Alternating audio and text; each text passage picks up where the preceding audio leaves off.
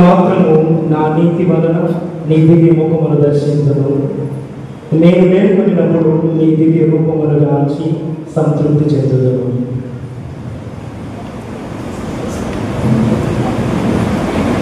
పితా పుత్ర పవిత్రాత్మ నామమున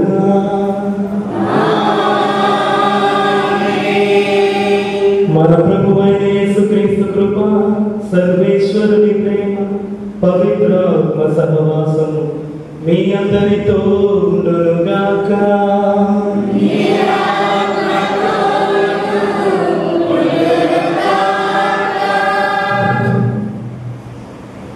క్రీస్తు నందు ప్రియ సహోదరి సహోదరులారా,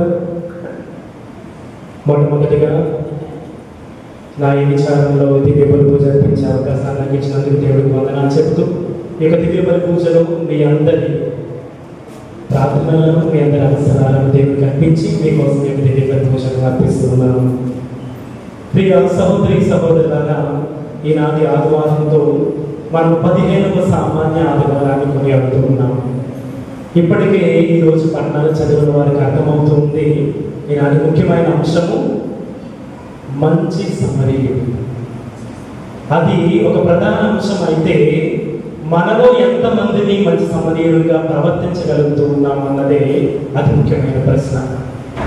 క్రీస్తు ప్రియ సహోదరి సహోదరులారా, సమరయుని కథ వచ్చేటప్పటికి ఒక గొప్ప వ్యక్తి అంటూ ఉంటాడు, యేసుక్రీస్తు ఈ కథ చెప్పడానికి కారణము మనిషి యొక్క ఆలోచన విధానాన్ని మార్చడానికి, అదే విధముగా ఒక క్రైస్తవునిగా మనం ఏ విధంగా జీవిస్తున్నామో అన్న ప్రశ్నకు సవాలు విసురుతూ ఈ యొక్క కథను మనకు చెబుతూ ఉన్నాడు. అంటే ఈనాటి పఠనాల ద్వారా మనకు రాబోయే సందేశం ఏమిటంటే, మనిషి పట్ల మన ప్రవర్తన ఎలా ఉంది, సాటి మనిషి పట్ల మన జీవిత విధానం ఎలా ఉంది, వేరే వ్యక్తి గురించి మన ఆలోచన విధానం ఎలా ఉంది అన్నదాన్ని మనం ప్రశ్నించుకోవాలి ఈరోజు పట్టణాల ద్వారా. అదేవిధముగా ఒక క్రైస్తవునిగా మనం జీవిస్తూ ఉన్నాము అంటే దానికి తగిన విధముగా ఎంతవరకు దేవుని యొక్క ఆజ్ఞలను కానీ యేసుక్రీస్తు చెప్పిన జీవిత పాఠాలను కానీ మన జీవితంలో అనుసరించగలుగుతున్నాము అన్నదాన్ని మనం ఈరోజు మన మనస్సులోనికి జీవితాల్లోనికి తొంగి చూసుకొని మనల్ని మనం సరి చేసుకోవాలి.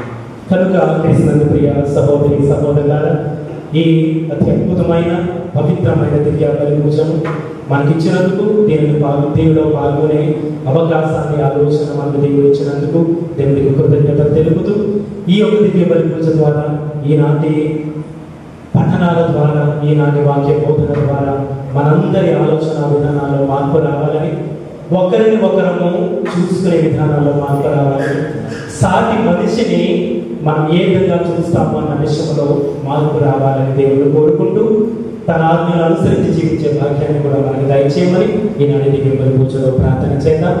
చేసిన తప్పిదములను, పాపములను, పాపపు ఆలోచన విధానాలను మనము మన్నించమని ప్రభువును వేడుకుంటూ, ఈ యొక్క దివ్య బలి పూజ యోగ్య రీతిలో కొని అడగదు చేసిన పాపములను, తప్పిదములను, తప్పుడు ఆలోచనను మన్నించమని నిండు మనసుతో ప్రభువుని వేడుకున్నాము.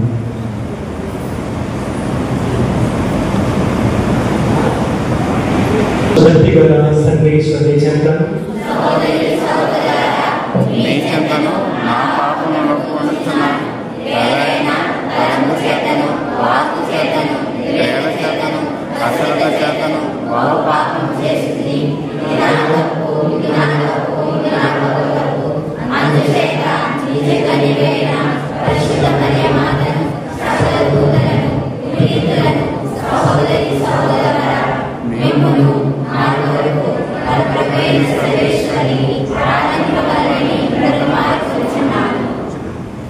సర్వశక్తి గల సర్వేశ్వరుడు మనకు దయ చూపి మన పాపములను మన్నించి మనల్ని నిత్య జీవితములకు చేయుచునుగాక.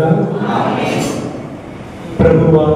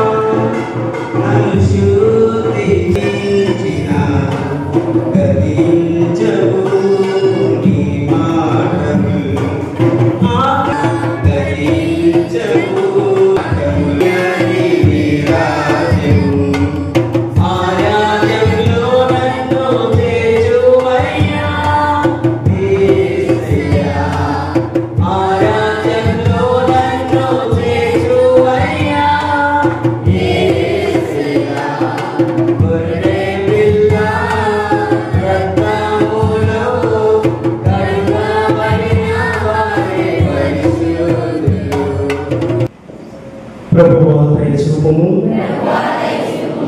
క్రీస్తు దయ చూపుము, ప్రభువా దయ చూపుము. మహోన్నతమున దేవునికి మహిమ కలుగునుగాక. భూలోకములో దేవులకు శాంతి కలుగునుగాక. మహోన్నతమున భూలోకములో దేవులకు శాంతి కలుగునుగాక.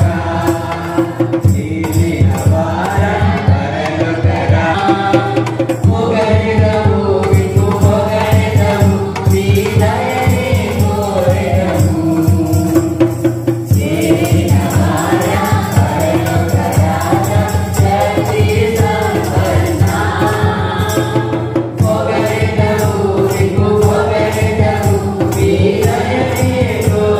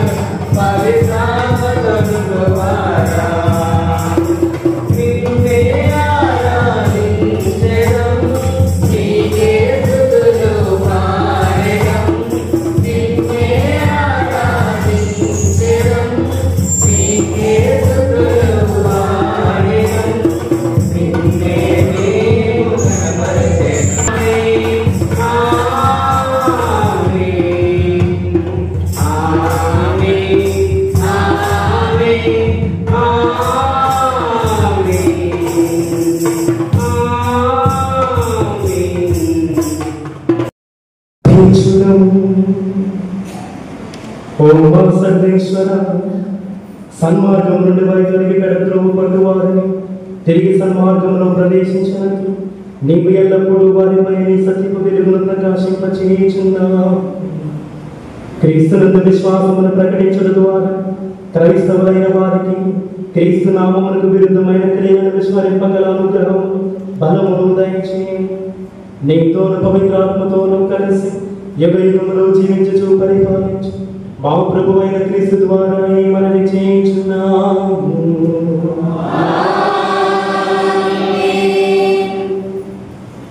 చెత్తనే ఉన్నది కనుక మీరు ఈ శాసనము పాటింపుడు. మొదటి పట్టణం ద్వితీయోపదేశ కాండం 30వ అధ్యాయం వచనములు 10 నుండి 14 వరకు. మొదటి పట్టణం ద్వితీయోపదేశ కాండం 30వ అధ్యాయం వచనములు 10 నుండి 14 వరకు. ప్రభు ఇట్లు పలుకుచున్నాడు, మీరు ప్రభువుకి విధేయులై ఈ ధర్మశాస్త్రమున లెక్కింపబడిన ఆయన ఆజ్ఞలనెల్లా పాటించి పూర్ణ హృదయముతో పూర్ణ ఆత్మతో ఆయన వద్దకు మరలి ఒత్తిలేని పై దీవెనల్లా పాడలేదు. నేడు నేను మీకు విధించు ఈ శాసనము కష్టమైనది కాదు, అందుబాటులో లేనిది కాదు, అదెక్కడనో ఆకాశమున ఉన్నట్టిది కాదు. కనుక మేము ఆ శాసనమును విని పాటించుటకు ఎవరు ఆకాశం ఎక్కిపోయి దాని నచ్చటకు కొనివద్దులు అని మీరు అడగనక్కర్లేదు. అదెక్కడనో సముద్రములకు ఆవరణది కాదు. కనుక మేము ఆ శాసనమును విని పాటించుటకు ఎవరు సముద్రంలో దాటిపోయి దాని నచ్చటకు కొనివద్దులు అని మీరు అడగనక్కర్లేదు. ఆ వాక్కు మీ చెంతనే ఉన్నది, మీ నోటనే మీ హృదయంలోనే ఉన్నది. కనుక మీరు ఈ శాసనము పాటించుకోండి. ఇది ప్రభు వాక్కు. భక్తి కీర్తన. అందరూ దీనులారా దేవుని వెదకులు, దేవుని కొలుచు భక్తులు ఉత్సాహం తెచ్చుకుందరు. ఈ ఊపి మంటలో దిగబడనీయకుండా నన్ను కాపాడు. నా శత్రువు నుండి నన్ను రక్షింపు. లోతైన నేల నుండి నన్ను కావు. ఈ దాసు నుండి ఈ ముఖమును మరుగు చేసుకొనుము. నేను ఆపదలో చూపితేని కనుక శీఘ్రమే నాకు ఉత్తరము. అందరూ దీనులారా దేవుని వెదకుడు, దేవుని కొలుచు భక్తులు ఉత్సాహం తెచ్చుకుందురు. నేను గీతములతో ప్రభువుని కీర్తించదు, కృతజ్ఞతాస్తుతులతో ఆయనను శ్లాఘించదు. ఎద్దును గాని ఎదిగిన కోడిని గాని అర్పించిన దానికంటే ఈ కార్యము ప్రభువునకు ఎక్కువ ప్రీతి కలిగించును. అందరూ దీనులారా దేవుని భక్తుడు, దేవుని కొలుచు భక్తులు ఉత్సాహం తెచ్చుకుందురు. ప్రభు ఆస్తులు మొదలైనను ఆయన చెరలో ఉన్న తన ప్రజలను అనాథారం చేయడు. భూమి ఆకాశములను సముద్రములను వాటిలోని ప్రాణికోటులను ప్రభుని స్తుతించును గాక. అందరూ దీనులారా దేవుని వెదుకుడు, దేవుని కొలుచు భక్తులు ఉత్సాహం తెచ్చుకుందురు. ప్రభు దాసుల బిడ్డలు ఆ నేలను వారసత్వముగా పడేయుదు. ఆయనను ప్రేమించు వారు ఆ తావున వసిద్దురు. అందరూ దీనులారా దేవుని వెదుకుడు, దేవుని కొలుచు భక్తులు ఉత్సాహం తెచ్చుకుందురు. సమస్త విశ్వాసము ఆయన ద్వారా ఆయన కొరకే సృజించింది. రెండవ పట్టణము పునీత పౌలు కొలసీలకు రాసిన లేఖ 1వ అధ్యాయము 15 నుంచి 20 వచనముల వరకు. రెండవ పట్టణము పునీత పౌలు కొలసీలకు రాసిన లేఖ 1వ అధ్యాయము 15 నుంచి 20 వచనముల వరకు. సోదరులారా, క్రీస్తు అదృశ్యుడై ఉన్న దేవుని ప్రత్యక్ష రూపము, ఆయన సమస్త సృష్టిలో తొలుత జన్మించిన పుత్రుడు. ఏదైనా దేవుడు ఆయన ద్వారా పరలోక భూలోకములందు కంటికి కనిపించడి, కంటికి శక్తులను, ప్రభువును, పాలకులను, సింహాసనములను, అధికారులను కూడా సృజించెను. దేవుడు సమస్త విశ్వాసమును ఆయన ద్వారా ఆయన కొరకే సృజించెను. ఆయన అన్నిటికంటే ముందుగా ఉన్నవాడు. ఆయనయే సమస్తమునకు ఆధారభూతుడు. ఆయన తన శరీరమైన స్త్రీ సభకు శిరస్సు. సమస్తమున ఆయనయే ప్రథముడగుటకు ఆయన ఆది నుండి మృతుల నుండి లేచిన వారిలో ప్రథమ పుత్రుడు. దేవుడు సొంత నిర్ణయములను అనుసరించి ఈ కుమారునిలో దేవుని సంపూర్ణ స్వభావము ముక్తి భవించినది. ఈ కుమారుని ద్వారా సమస్త ప్రపంచము ఇది తనతో సమాధానం పరుచుకున్నటకు దేవుడు నిశ్చయించెను. పరలోక భూలోకంలో ఎందరి సమస్త వస్తువులను ఆయన తన కుమారుని శిలువ బలి ద్వారా తనతో సమాధానపరిచెను. ఇది ప్రభువు వాక్కు.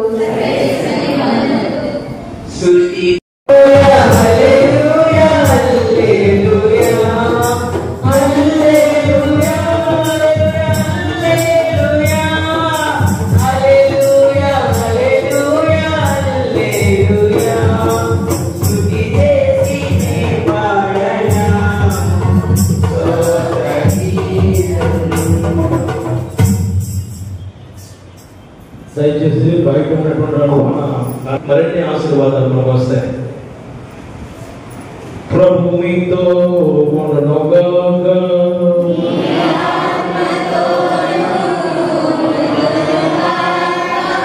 పునీత లూకా రాసిన సువార్తలోని భాగము.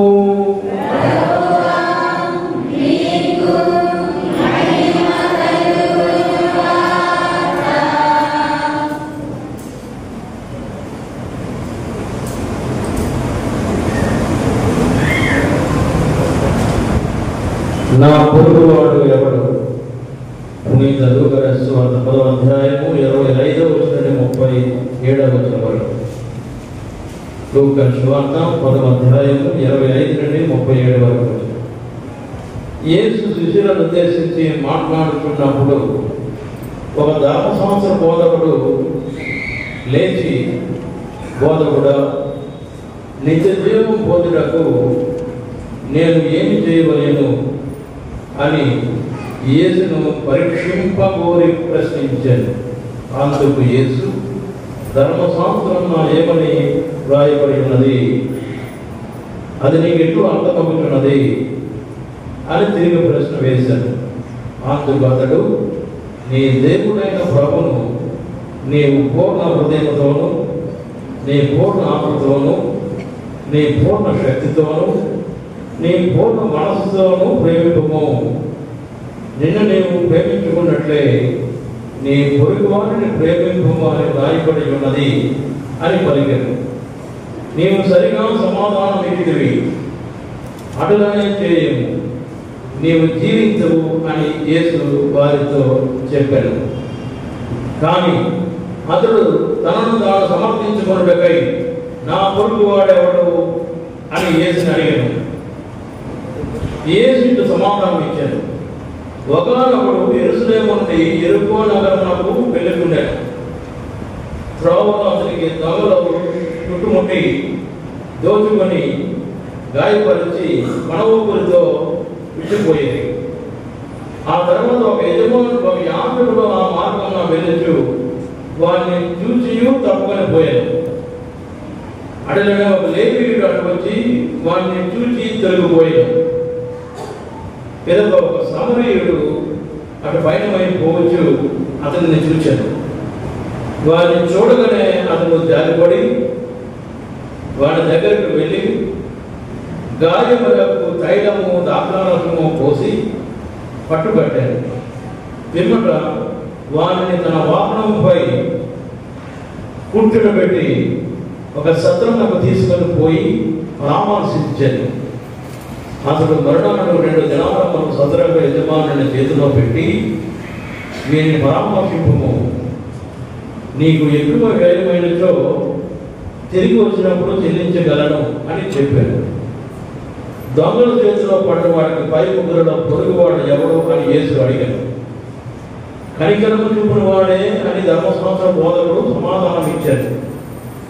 యేసు అతనితో నీవు వెళ్ళి అనుడనే చేయము అని పలికాను. ఇది క్రీస్తు సువిశేషము. సువిశేష బోధ ద్వారా మన పాపం క్షమించబడుగాక. చాలా పెద్ద ప్రభుత్వం మనకి నేర్పమని ఈ బోధన ముందుగానే ప్రభుత్వం వేడుకుందాం. దానికై ముందు ఒక కుటుంబంగా ప్రతి ఒక్కరు కూడా చేరి ప్రభుని స్తుతిద్దాం. యేసువా వందనం, యేసువా స్తోత్రం, యేసువా ఆరాధన. తండ్రి వందనం, తండ్రి స్తోత్రం, తండ్రి ఆరాధన. పవిత్రాత్మ దేవ వందనం, పవిత్రాత్మ దేవ స్తోత్రం, పవిత్రాత్మ దేవ ఆరాధన. త్రియేక దేవ వందనం, త్రియేక దేవ స్తోత్రం, త్రియేక దేవ ఆరాధన. హల్లెలూయా, హల్లెలూయా, హల్లెలూయా, హల్లెలూయా, హల్లెలూయా, హల్లెలూయా. ఒక నిమిషం ఇక్కడ చిన్నపిల్లలు కానీ కొంత యూత్ వాళ్ళు కానీ చేతులు పైకి లేగట్లేదు. ఒకప్పుడు నాయకుడు లేస్తే కాదు. ఒకసారి ప్రతి ఒక్కరు ఈ పక్కన పిల్లలు ఉంటే వాళ్ళ చేతులు కూడా పైకి లేపండి. ప్రతి ఒక్కరు కూడా చేతులు పైకి లేపి యేసువా వందనం, తండ్రి వందనం, పవిత్రాత్మ దేవ వందనం. హల్లెలూయా, హల్లెలూయా, హల్లెలూయా. థాంక్యూ. ప్రభుత్వ ప్రియ సహోదరి సహోదరులారా, మనకు తెలిసినా తెలియకపోయినా దాని గురించి ఆలోచించకపోయినా ప్రస్తుతం మనం జీవిస్తున్న సమాజం మత కలహాల నేపథ్యంలో ఉంది. ఒప్పుకుంటారా? ఎక్కడ చూసినా, టీవీలో చూసినా, డిబేట్లలో చూసినా, మనుషుల మధ్య జరిగే కలహాలు కానీ గొడవలు కానీ చూస్తుంటే ఎక్కడ చూసినా మతానికి సంబంధించిన గొడవలే. ఒకప్పుడు సామరస్యంగా బ్రతికిన సమాజం ఇది. కానీ ఇప్పుడు ఎక్కడ చూసినా ముస్లింలు హిందువుల మధ్య గొడవలు, హిందువులు క్రైస్తవుల మధ్య గొడవలు. ఎవరి గ్రంథం గొప్పది, ఏ పవిత్ర గ్రంథం గొప్పదంటే మా పవిత్ర గ్రంథం గొప్పదని ఒకడు, మా పవిత్ర గ్రంథం ఒకరు. కలహాల మధ్య జీవిస్తున్నాం మనం. మన పనుల్లో పడిపోయి, మన ఉన్న టెన్షన్లో పడిపోయి కొన్ని మనకి తెలియకపోవచ్చు. కానీ ఏ న్యూస్ ఛానల్ చూసినా, ఎక్కడ జరిగిన గొడవలు చూసినా, రాజకీయ పార్టీల మధ్య చూసినా లేదా మతాల మధ్య చూసినా కలహాల మధ్య బతుకుతున్నాం. దానికి ప్రతిఫలంగా ఎన్నో శ్రమలు ప్రజలు కూడా అనుభవిస్తూ ఉన్నారు. ఒకడు ఇదిగో నా బైబిల్ గొప్పదని ఒకడంటే, లేదు నా మత గ్రంథం గొప్పదని ఇంకొకడు అంటాం, లేదా నేను అనుసరించే గ్రంథం గొప్పదని ఎన్నో కలహాల మధ్య బతుకుతూ ఉన్నాం. కనిపిస్తున్న ప్రియ సహోదరి సహోదరులారా, ఈ మత కలహాలన్నిటి మధ్యలో ఏది గొప్పది అని అడిగే ప్రశ్నల మధ్యలో, ఏ మతం గొప్పది అని అడిగే ఈ యొక్క గందరగోళాల మధ్యలో నిజమైన పవిత్ర గ్రంథం ఏదని మనం అడిగితే, ఏ గ్రంథానికైతే ప్రతి ఒక్కరికి చేరువ చేసుకోగల సందేశాన్ని ఇవ్వగలుగుతుందో అది అసలే గ్రంథం. అందుకే ఒకప్పుడు క్రైస్తవులైనా కూడా ఇతర గ్రంథాల నుంచి సందేశాలను పొందేవాడు.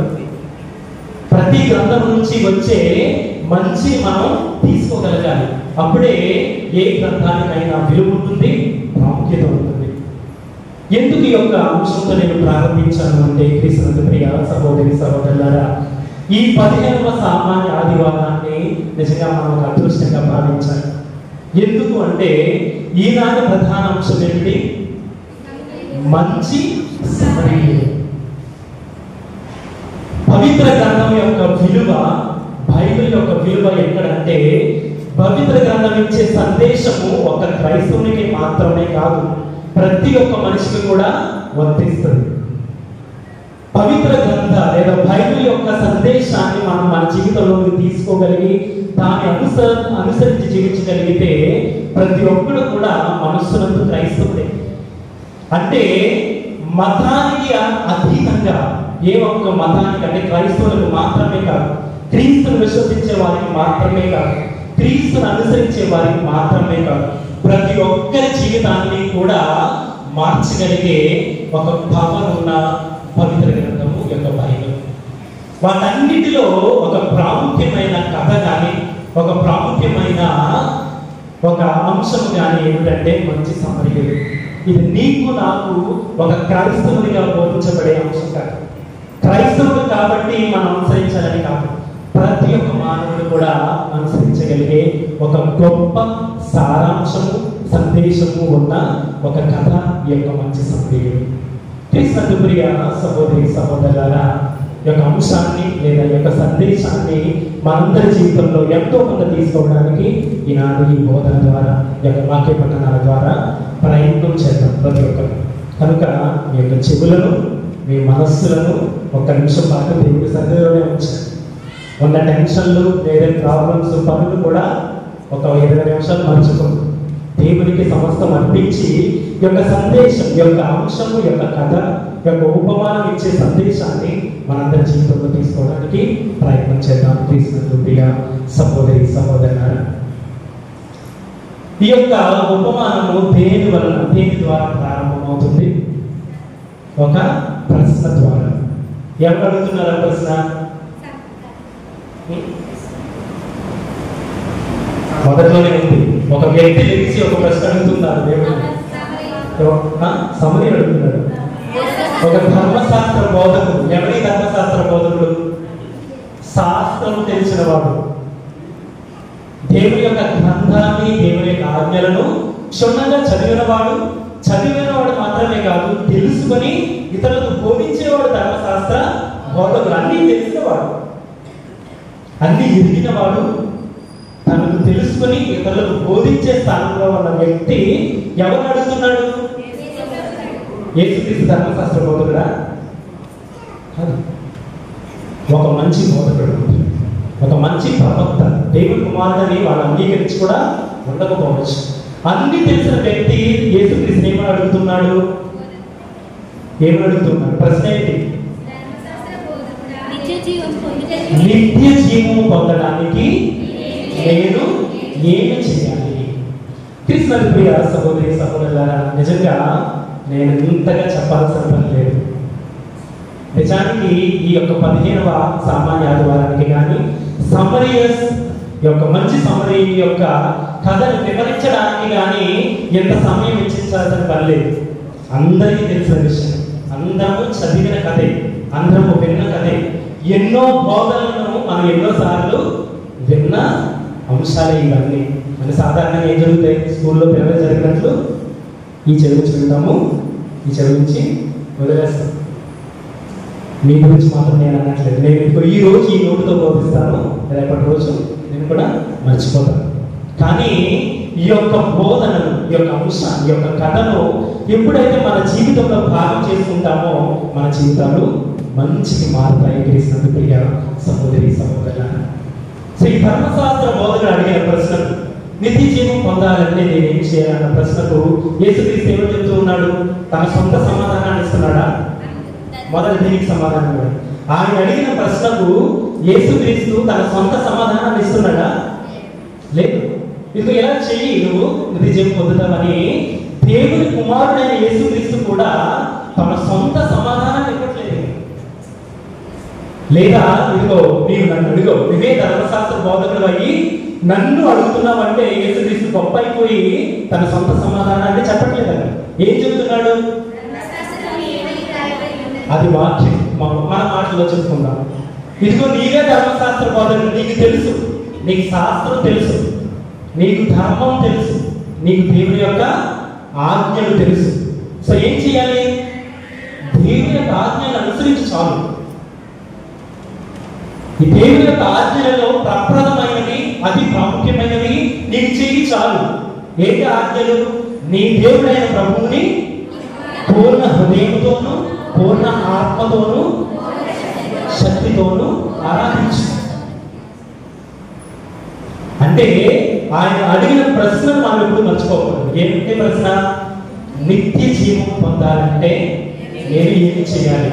సో దేవుడు ఇచ్చిన సమాధానాన్ని బట్టి తీసుకుంటే ఆ క్వశ్చన్, ఆ ప్రశ్నను సమాధానాన్ని కూడా పెడదాం.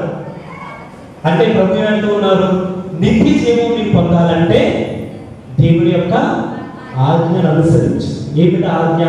ఈ దేవుణ్ణి మనసారా ఆరాధించు, నీకున్న శక్తి కొలది ఆరాధించు, నీకున్న బలము కొలది ఆరాధించు, నీ యొక్క సంపూర్ణమైన హృదయంతో సంపూర్ణమైన మనస్సుతో ఆరాధించు. అరకొర ఆరాధన కాదు, సగం సగం ఆరాధన కాదు, లేదా సమయం ఉన్నప్పుడు మనం చేసే ఆరాధన కాదు. ఎటువంటి ఆరాధన? సంపూర్ణమైన ఆరాధన. అంటే ప్రభువు మనం ఎప్పుడు ఆరాధించాలి? ఇదిగో దివ్య పూజకు, దేవుని సన్నిధిలోకి వచ్చినప్పుడు. అవునా? కొంతమంది గొడవలు ఉంటున్నారు, లేదా దేవుని కోసం సమయాన్ని వెచ్చించినప్పుడు దేవుని ఆరాధించాలి. అంతేనా? దానికన్నా ముఖ్యం ఏంటి? ఇదిగో మనకి ప్రతి మొదటి శుక్రవారం ఆరాధన సమయం ఉంటుంది కదా. ఆ నెలకు ఒక్కసారి వచ్చి ఒక 2 గంటలు దేవుని సన్నిధిలో గడిపేస్తే దేవుని ఆరాధించినట్లే. దివ్య బలి పూజలో పాల్గొంటే దేవుని ఆరాధించేసినట్లే. దేవుడికి ఎంతో ప్రీతికరమైన మరియ తల్లి జన్మాంచితే ఆరాధించేసినట్లే. అంతే. మనకున్న జ్ఞానం ఇదేనా? మనకున్న విశ్వాసం ఇదేనా? క్రీస్తు ప్రియ సహోదరి సహోదరులారా, దేవుణ్ణి సంపూర్ణమైన హృదయంతోనూ మనస్సుతోనూ శక్తితోనూ ఆరాధించడం అంటే ఇదిగో మనకున్న పనులను, మనకున్న బిజీ షెడ్యూల్లో, మనకున్న ఈ ఆందోళన మధ్యలో దేవునికి ఇచ్చే మనం కొంత సమయం కాదు దేవుని ఆరాధించడం. ప్రతి ఒక్క సమయంలో, ప్రతి ఒక్క నిమిషంలో కూడా దేవుణ్ణి వెన్నంటి ఉండడమే దేవుని సంపూర్ణంగా ఆరాధించడం. యేసువా వందనం, యేసువా స్తోత్రం, యేసువా ఆరాధన. క్రీస్తు ప్రియ సహోదరి సహోదరులారా, ఈ మంచి సమరయుని కథలోనికి వెళ్ళే ముందు ఈ యొక్క ప్రశ్నను, దేవుని యొక్క సమాధానాన్ని మనం ఒక్కసారి నమ్మవేయాలి, ఒక్కసారి ఆలోచించాలి, ధ్యానించాలి. మన ఆరాధన ఏ విధంగా ఉంది? దేవుడి కోసం మనం వెచ్చించే ఆ కొద్ది సమయమైనా మన దేవుడికి ఇచ్చే ఆరాధన. కానీ నిజానికి మనం చేయాల్సింది ఏంటంటే, మన దైనందిన జీవితంలో భాగం కావాలి మనం దేవుడికి ఇచ్చే ఆరాధన. మన పని పాటలలో భాగం కావాలి దేవుడికి మనం ఇచ్చే ఆరాధన. వీటన్నిటికంటే ముఖ్యమైనది ఏంటి తెలుసా? మన ఆలోచనలలో మనం దేవుణ్ణి ఆరాధించగలగాలి. దీని అర్థం నేను 24 గంటలు దేవుని సన్నిధానంలో ముందులో గడపండి అని అది సాధ్యం కాని పని. ఎందుకంటే దేవుడు మన జీవితాన్ని ఇచ్చాడు, దాన్ని నిలదొక్కుకోవడానికి అడ్డుపడాలి, ఇటుపడాలి అంటాం కదా. మన జీవిత నావను పయనించాలి. సముద్రం ఎప్పుడు ఒకలా ఉండదు కదా, అడ్డుపడేస్తుంది, పడేస్తుంది, పైకి వెళ్ళి కింద పడుతుంది. సో ఈ జీవితంలో పడుతున్న కష్టాల మధ్యలో, ఆ నష్టాల మధ్యలో, కన్నీళ్ళ మధ్యలో, మనం పడే బాధ మధ్యలో కూడా దేవుని మనము ఆరాధించగలగాలి. దేవుని కోసం మనం వెచ్చించే ఈ కొద్ది సమయం మాత్రమే కాదు, మన జీవిత విధానంలో దేవుని ఆరాధన భాగం కావాలి. మన పని పాటలలో దేవుని ఆరాధన భాగం కావాలి. వీటన్నిటికంటే ముఖ్యముగా మన ఆలోచనలలో దేవుని ఆరాధన భాగం కావాలి. క్రీస్తు ప్రియ సహోదరి సహోదరులారా, ఎందుకంటే ఇదిగో ప్రభు చెప్పినట్లు దేవుని యొక్క ఆజ్ఞను పాటించు అంటే ఇదిగో చర్చకు వచ్చినప్పుడు కాదు, మాత్రమే కాదు మనం పాటించాల్సింది. దివ్య బలి పూజలో పాల్గొనేటప్పుడు మాత్రమే కాదు మనం దేవుని యొక్క ఆజ్ఞను పాటించాల్సింది. నిజానికి పాటించాల్సింది ఎక్కడ? మన జీవితంలో, మన గృహాల్లో, మనం పని చేసే స్థలాల్లో, లేదా ఏం పని చేయకపోయినా ఖాళీగా కూర్చొని ఆలోచిస్తాడు ఆ ఆలోచనలు. ఈ ఆజ్ఞలన్నీ ప్రతి ఒక్క జీవిత విధానంలో భాగం కావాలి. క్రీస్తు ప్రియ సహోదరి సహోదరులారా, అందుకే ప్రభు అంటూ ఉన్నాడు, ఈ దేవునైనా ప్రభువుని సంపూర్ణమైన హృదయంతోనూ మనస్సుతోనూ శక్తితోనూ మనసుతో ఆరాధించు. రెండవది, నీ వలె నీ పొరుగు వారిని కూడా ప్రేమించు. ఇదిగో ఈ సువిశేషం అంతా కూడా దీని మీదే ఆధారపడి ఉంది. ఆ ధర్మశాస్త్ర బౌద్ధుడు అడిగిన ప్రశ్నను వదిలేయవద్దు, అది చాలా ప్రాముఖ్యమైనది. నిత్య జీవం పొందడానికి నేను ఏమి చేయాలి? దేవుడిచ్చిన మొదటి ఆజ్ఞ ఇదిగో నిత్య జీవం పొందాలంటే సంపూర్ణమైన మనసుతో దేవుణ్ణి ఆరాధించు. మొదటి మెట్టు. దేవుడిచ్చిన రెండవ సమాధానము, నీ వలె నీ ఇరుగు పొరుగు వారిని కూడా ప్రేమించు. ప్రశ్న మర్చిపోవద్దు. నిత్య జీవం పొందాలి అంటే నేను ఏమి చేయాలి? దేవుడిచ్చే సమాధానము, నిత్య జీవము నీవు పొందాలంటే నీ వలె నీ పొరుగు వారిని ప్రేమించు. మనం ఎప్పుడు కూడా క్రీస్తునందు ప్రియ సహోదరి సహోదరులారా, ఈ మంచి సమరయుని కథ వచ్చేటప్పుడు మన ఫోకస్ అంతా ఎక్కడ పెడతాము? దేవుడిచ్చిన సమాధానం మీద. నీ తండ్రిని నిన్ను మనసుతో నిన్ను హృదయంతో ఆరాధించు, నీ వలె నీ పొరుగు వారిని ప్రేమించు అని. ఎందుకు దేవుని నిన్ను హృదయంతో ప్రేమించాలి? ప్రశ్న మర్చిపోవాలి. నిత్య జీవమును పొందడానికి. ఎందుకు నీ వలె నీ పొరుగు వారిని ప్రేమించాలి? ఎందుకు? నిత్య జీవము పొందడానికి. అంటే ఈనాటి ఈ 15వ సామాన్య ఆదివారం కాల ముఖ్య అంశము నిజంగా ఏంటి? మంచి సమరయుడు కదా? మంచి సమరయుడు కదా? కాదు. ముఖ్య అంశం ఏమిటి? నిత్య జీవము. మంచి సమరయుని యొక్క కథ యొక్క సారాంశము, ప్రధాన అంశము కూడా నిత్య జీవము. నీవు నిత్య జీవం పొందాలి అని ఆశిస్తున్నావు అంటే చేయాల్సిన పనులు ఏమిటి? దేవుని ప్రేమించాలి, ఇరుగు పొరుగు వారిని ప్రేమించాలి. ఈ 2 అంశాల మీద ఒకదాని మీద ఫోకస్ పెడతాం, ఇంకో దాని మీద ఎక్కువ అవుతుంది. ఎందుకంటే దేవుని ప్రేమించడంలో ఎన్నో విధానాలు ఉన్నాయి. ఒక్కొక్కరు ఒక్కొక్క విధంగా మనం ప్రేమిస్తాం, ఒక్కొక్కరు ఒక్కొక్క విధంగా దేవుని అనుసరిస్తాం, ఒక్కొక్కరు ఒక్కొక్క విధంగా దేవుని ప్రార్థిస్తాం. దాని మీద ఎక్కువ ఫోకస్ పెట్టండి. ఎందుకంటే ఈ రోజు మనం ఇక్కడ కూర్చున్నాం, మీరు ఇక్కడ కూర్చున్నాను, నేను ఇక్కడ కూర్చున్నాను అంటే దాని అర్థం దేవుని ప్రేమిస్తున్నాం. దానికి మనం ఎక్కువ లెక్కలేసుకోవాల్సిన పని లేదు, ఎక్కువ ఆజ్ఞలు చూడాల్సిన పని లేదు. నిజంగా దేవుని ప్రేమిస్తున్నాం కాబట్టి ఈ రోజు మనం ఇక్కడ ఉన్నాం, విశ్వాసులుగా ఉన్నాం, క్రైస్తవులుగా ఉన్నాం. సో దేవుని ప్రేమ అనేది నిజానికి ఒక నిమిషం పక్కన పెడదాం. అంటే దేవుని ప్రేమించడం కాదు, ఆ అంశాన్ని కొంచెం తక్కువ ధ్యానించినా పర్వాలేదు. ఎక్కువగా ధ్యానించాల్సిన అంశం ఏంటి? సహోదర ప్రేమ. క్రీస్తునందు ప్రియ సహోదరి సహోదరులారా, ఈ యొక్క అంశాన్ని కానీ, ఈ యొక్క కథను, ఈ యొక్క ఉపమానాన్ని మనము ధ్యానించే ముందు చివరి వాక్యాన్ని మనం ఒకసారి తీసుకుంటాం. మొదటి ప్రశ్న, నిత్య జీవాన్ని పొందడానికి నేనేం చేయాలి? కథ ఏ విధంగా ఎండైంది? ఏ విధంగా అంతమైంది? నీవును వెళ్ళి ఈ విధముగానే చెయ్యము. అందుకే ఫస్ట్ నేను ప్రశ్న అడిగాను, ఏ విధముగా చేయాలి? ఏం చేయాలి? నీవు కూడా వెళ్ళి అట్లనే చేయము. ఎట్లా చేయాలి? ఏం చేయాలి? క్రీస్తు ప్రియ సహోదరి సహోదరులారా, క్రీస్తు ప్రభువు మనకు ఈ యొక్క సోదర ప్రేమకి ఇచ్చిన ఆ యొక్క ప్రాముఖ్యత ఎంత అంటే, ఇదిగో మనం తులా రాసి చూస్తూ ఉంటాం కదా. తుల ఏమంటున్నది? తుల బరువు కొలవడానికి మనం వాడుతూ ఉంటాం కదా. ఇటుపక్క 1 కేజీ రాయి పెట్టి, ఇటుపక్క కేజీ కూరగాయలు పెట్టాలంటే సమానంగా వచ్చినప్పుడు సమానంగా వస్తాయి. కొలతకు వాడతాం. మీరు ఒక విషయం ఈనాటి పట్టణంలో కానీ, ఈనాటి ఈ యొక్క మంచి సమరయుని కథలో కానీ ఒక్కసారి మీరు ధ్యానిస్తే, ఈ యొక్క తులా రాశిని దేవుడు ఉపయోగిస్తూ సమానమైన భారాన్ని మాత్రం ఇవ్వట్లేదు. ఒక పక్క దేవుని ఆజ్ఞలను, దేవుని యొక్క ప్రేమను, దేవుని అనుసరించే విధానాన్ని ఒక పక్క మొత్తం దేవుణ్ణే పెట్టేసి, వేరొక పక్క బరువైన పక్క ఎవరు పెడుతూ ఉన్నారు? ఒకే ఒక అంశాన్ని, సోదర ప్రేమ. అంటే దేవుని ఆజ్ఞను అనుసరించడం కంటే గొప్పది సోదర ప్రేమ. నిజానికి మీరు ఏం ఫాదర్ ఎలా మాట్లాడుతున్నారు, తప్పుడు వాక్యం చెప్తున్నారు అని అనుకోవచ్చు.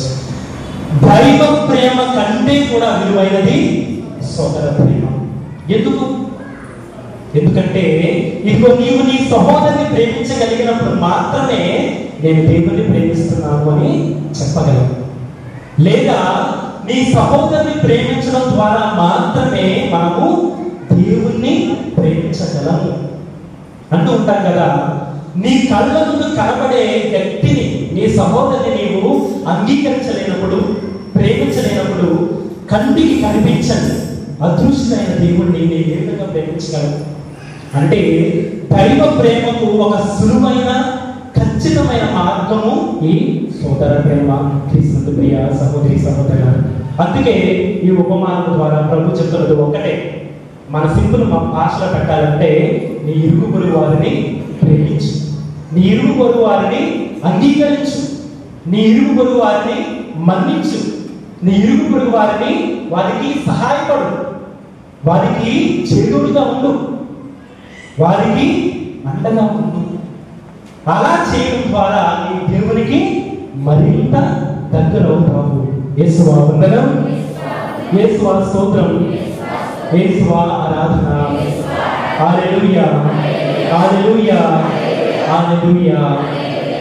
క్రీస్తు ప్రియ సహోదరి సహోదరులారా, దేవుడు యేసుక్రీస్తు ఈ సమరయుడికి ఇచ్చిన ఆ యొక్క విలువను బట్టి, ప్రాముఖ్యతను బట్టి మనం ఏం చేయాలో చివరిలో మనకు అర్థమవుతుంది. ఎందుకు ఈ మంచి సమరయుడికి అంత గొప్ప, ఎందుకు అతనికి అంత విలువ అంటే ఒక్కసారి కొద్ది నిమిషాల పాటు యొక్క మంచి సమరయుడి కథను మనం ధ్యానిద్దాం. ఇక్కడ యేసు ప్రభు చెప్పిన కథ మనకు తెలుసు. ఒక వ్యక్తి యెరూషలేముకు వెళ్తూ ఉండగా, జెరికో నుండి యెరూషలేముకు వెళ్తున్న మార్గ మధ్యంలో అటాక్ చేయబడ్డాడు. దొంగలన్నీ గుడ్డలు ఉన్నదంతా లాక్కెళ్ళిపోయారు. సో మార్గ మధ్యంలో కష్టరీతిలో పడి ఉన్నాడు. మొట్టమొదట ఎవరు వెళ్ళారు? ఒక యాజకుడు వెళ్ళాడు, చూశాడు, పట్టించుకున్నాడా? రెండవదిగా ఒక లేవీయుడు వెళ్ళాడు, చూశాడు, పట్టించుకున్నాడా? మూడవదిగా సమరయుడు వెళ్ళాడు, చూసాడా? పట్టించుకున్నాడా? పట్టించుకోవడం మాత్రమేనా? ప్రేమించాడు, అతని యొక్క స్థితిని అంగీకరించాడు, అతనికి సహాయపడ్డాడు. క్రీస్తు ప్రియ సహోదరి సహోదరులారా, ఈ మంచి సమరయుడి ద్వారా మనకు వచ్చే సందేశం చాలా సింపుల్, చాలా చిన్నది. కానీ దాన్ని మన జీవితంలో అనుసరించాలంటే మాత్రం అంత సింపుల్ ఏం కాదు. ఎందుకంటే కొన్నిసార్లు మనము సమరయుడి స్థితిలో ఉంటాము, మంచి సమరయుడి ప్లేస్ లో ఉంటాం. ఎవరి ప్లేస్ లో ఉంటాం? కొన్నిసార్లు యాజకుడి ప్లేస్ లో ఉంటాం, ఇంకొన్నిసార్లు లేవీయుడి శ్రేణిలో ఉంటాం. ఏ విధంగా? యాజకుడు చేసిన తప్పేంటి ఇక్కడ అంటే, ఇక్కడ పరిశుద్ధ గ్రంథంలో మనకి చెప్పబడదు, చెప్పలేదు, మనమే వెతుక్కోవాలి. యాజకుడు ఎవరు? దివ్య బలి పూజలు అర్పించేవాడు, దహన బలులు అర్పించేవాడు. ఆనాటి ఆ స్థానంలో చూశాడు, కానీ పట్టించుకోకుండా ముందుకెళ్ళిపోయాడు. అంటే దహన బలులకు ఇచ్చిన ఆ యొక్క విలువను కానీ, దేవుని ఆజ్ఞను పాటించడానికి ఇచ్చిన విలువ కానీ సాటి సహోదరుడికి అతను ఇవ్వలేదు. ఇది ఇక్కడే ఉంది అసలైన పాయింట్. కొన్నిసార్లు మనందరం కూడా చేసే పనులవే, ఆజ్ఞలకు, విధులకు, నిబంధనలకు, ఇంకా చెప్పాలంటే రూల్స్ అండ్ రెగ్యులేషన్స్ అంటారు కదా, వాటికి ఇచ్చే విలువను పక్క వాడికి సహాయపడడంలో మనం ఇవ్వం. అంటే మనం కూడా యాజకుడి విధానంలోనే ఉన్నాం, ఆ స్థానంలోనే ఉన్నాం. ఈ రూల్స్ కి, రెగ్యులేషన్స్ కి, ఆజ్ఞలకు, ఈ యొక్క విధులకు ఇచ్చే ఇంపార్టెన్స్ కానీ, ఆ విలువని కానీ, ప్రాముఖ్యతను కానీ పక్కనున్న మనిషికి ఇవ్వం. అది ఎలా పోయినా పర్లేదు. లేవీయుడు తన ధర్మశాస్త్రాన్ని బోధించడానికి ముందుకెళ్ళిపోయాడు, కానీ వాడికి సహాయపడలేదు. ఇంకొక విషయం మనం గమనించాల్సింది, యాజకుడు యూదుడే, లేవీయుడు యూదుడే, అక్కడ కష్టపడుతూ ఉన్నవాడు కూడా యూదుడే. కానీ సమరయుడు ఒక నిజానికి, ఒక యూదునికి ఒక శత్రువు. ఈ విషయం మీకు ముందే తెలిసి ఉండాలి కాబట్టి నేను మాట్లాడలేదు. సమరయులకు యూదులకు పడేది కాదు. యూదుల ప్రకారం సమరయులు అన్యులు, బయటవాడు, అవుట్ సైడర్స్. సో సహాయపడవలసిన ఆజ్ఞ కూడా లేదు నిజానికి. నీ వారిని నీవు ప్రేమించాలి, నీ తెగ వారిని నీవు ప్రేమించాలి, నీ యూదులను నీవు ప్రేమించాలి, చాలు. ధర్మశాస్త్రం బోధించింది అదే. కానీ యేసుక్రీస్తు చెప్తున్నది ఏమిటి? ఇదిగో నీకు ఇవ్వబడిన ఆజ్ఞలు సరిపోవు, నీకు ఇవ్వబడిన నియమ నిబంధనలు సరిపోవు. వీటన్నిటిని మించి ఒక అడుగు నీవు ముందుకు వేయగలిగినప్పుడే దేవుని ప్రేమించగలిగిన వాడు అవుతాం. ఏ విధంగా? ఈ పొరుగు వారిని ప్రేమించడం ద్వారా. ఈ సమరయుడు యూదుడు శత్రువైనా సరే అతడు యూదుడా అని చూడలేదు, ఉన్నవాడా అని చూడలేదు, మన అని చూడలేదు, సొంతవాడా అని చూడలేదు, కుటుంబీకుడా అని చూడలేదు. ఒకే ఒక్క అంశం చూస్తాడు. ఏమిటి? అతడు సహాయం కోరుతూ ఉన్నాడంతే, అతడు కష్టంలో ఉన్నాడంతే, అతడు అవసరంలో ఉన్నాడు అంతే. ఇవి చూసి మాత్రమే ఆయన ముందుకు వెళ్ళాడు. క్రీస్తునందు ప్రియ సహోదరి సహోదరులారా, నిక్కచ్చిగా మన మనసుల మీద మనం చేసుకుని ఒక విషయాన్ని మనం ప్రశ్నించుకోవాలి. మన పక్క వారికి సహాయపడాలి అంటే మనం చూసే అంశాలు ఏముంటాయి? ఒకరి కష్టంలో ఉన్నాడు అంటే మనం చూసే అంశాలు, మనం చేసుకునే పాయింట్లు, మనం తీసుకునే లెక్కలు ఏమేమి ఉంటాయి చెప్పండి. మనోడా కాదా, నాకు నచ్చినోడా కాదా, నా కుటుంబ సభ్యుడా కాదా, నా ఊరికి సంబంధించినోడా కాదా, ఇంకా డీప్గా ఇంకా పైకి వెళ్తే నా కొడుకుడా కాదా, ఇంకా మనం లోతుగా వెళ్ళినట్లయితే నాలా క్రైస్తవుడా కాదా. అంటే ఒక మనిషికి సహాయం చేయాలంటే మనం ఎన్నో లెక్కలేసుకుంటాం. ఒక మనిషిని కష్టం నుంచి బయటికి తీయాలి అంటే మనం ఎన్నో ఊహించుకుంటాం, ఎన్నో ఆలోచించుకుంటాం. ఇంకా వ్యక్తిగతంగా మనకెళ్తే ఈ సాయం చేయడం ద్వారా నాకు వచ్చే లాభం ఏంటి? ఇది సామాన్యంగా మనందరూ ఆలోచించే విధానాలే. కానీ క్రీస్తు ప్రియ సహోదరి సహోదరులారా, ఎందుకు యేసుక్రీస్తు ఈ సమరయుని అంత పైకి లేపుతున్నాడు? ఎందుకు అంత ప్రాముఖ్యతని మంచి సమరయునికి ఇస్తున్నాడు? ఎందుకు అంత విలువని సమరయునికి ఇస్తున్నాడు అంటే, ఇది ఒక సమరయుడికి మనందరికీ మార్గదర్శిగా ఏ విషయంలో ఉంటున్నాడు అంటే, ఆ కష్టంలో ఉన్న వ్యక్తి యొక్క జాతి చూడలేదు, అతను ఏ తెగవాడికి సంబంధించిన వాడని చూడలేదు, యూదుడా కాదా అని చూడలేదు, మంచోడా కాదా అని చూడలేదు, పాపంలో ఉన్నాడా పుణ్యాత్ముడా అని చూడలేదు. చూసిన విషయం ఒకటేంటి? కష్టంలో ఉన్నాడు, ఆపదలో ఉన్నాడు, సహాయాన్ని కోరుతూ ఉన్నాడు. పక్క వారిని మనం ప్రేమించగలగాలి అంటే, దేవుడిని మనం అనుసరించగలగాలి అంటే మనం చేయాల్సింది కూడా ఇదే. ఒక మనిషిని కులాతీతంగా మనం చూడగలగాలి, మతాతీతంగా మనం చూడగలగాలి, మంచి చెడులకు అతీతంగా మనం చూడగలగాలి, నా మతమా కాదా అన్న దానికి అతీతంగా మనం చూడగలగాలి. మన లేదా పొరుగువాడ లేదా మనవాడ అన్న దానికి అతీతంగా మన మనుషుల్ని చూడగలగాలి. క్రీస్తు ప్రియ సహోదరి సహోదరులారా, అప్పుడే నిండు మనసుతో మన దేవుని ఆరాధించగలిగిన మనం అవుతాము, మన పొరుగు వారిని ప్రేమించగలగాలి. మీకు గుర్తుందో లేదో, పూజ ప్రారంభంలో నేను ఒక విషయం చెప్పాను. ఈ యొక్క మంచి సమరయుని కథ మనకి ఎందుకు చెప్పబడింది అంటే, ఇదిగో మన ఆలోచనలో ఉన్న మలినాన్ని కడిగేసుకోవడానికి మనకు సహాయపడుతుంది. మన ఆలోచన విధానంలో ఉన్న తప్పిదాన్ని మనం కడిగేసుకోవడానికి మనకు సహాయపడుతుంది. ఏంటా తప్పిదాలు, ఏంటా మలినాలు? మన ఆలోచన విధానాన్ని చెప్పినట్లుగా మతాన్ని చూస్తాయి, కులాన్ని చూస్తాయి, కుటుంబాన్ని చూస్తాయి, ప్రాంతాన్ని చూస్తాయి, భాషను చూస్తాయి, రంగుని చూస్తాయి, లేదా లాభాన్ని చూస్తాయి.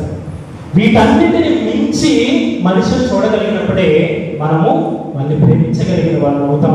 వాళ్ళని ప్రేమించడం ద్వారా దేవుణ్ణి ప్రేమించగలిగిన వాళ్ళు అవుతాము. క్రీస్తు ప్రియ సహోదరి సహోదరులారా, మరి ఎంతవరకు మన ఆలోచనల్ని మార్చుకోవడానికి మనం సిద్ధంగా ఉన్నాం?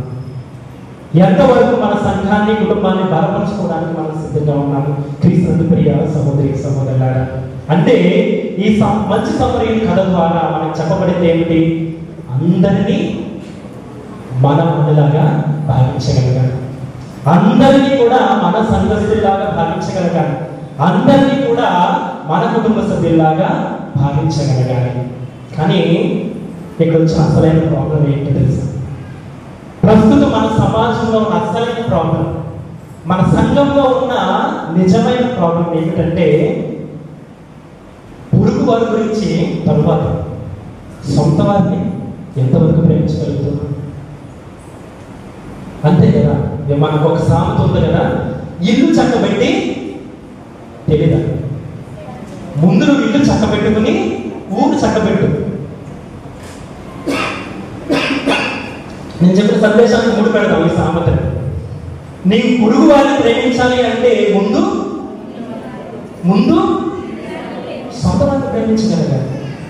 ప్రస్తుత సమాజంలో మనం ఏ విధంగా బ్రతుకుతున్నాము అంటే, రక్త సంబంధికుల్ని దూరం పెట్టేంత స్థితిలో బతుకుతున్నాం. సొంత వారినే ద్వేషించేంత స్థితిలో మనం బతుకుతూ ఉన్నాం. కుటుంబ సభ్యుల్నే నా వాళ్ళు కాదు అనేంత స్థితిలో మనం బతుకుతూ ఉన్నాం. అవునా కాదు?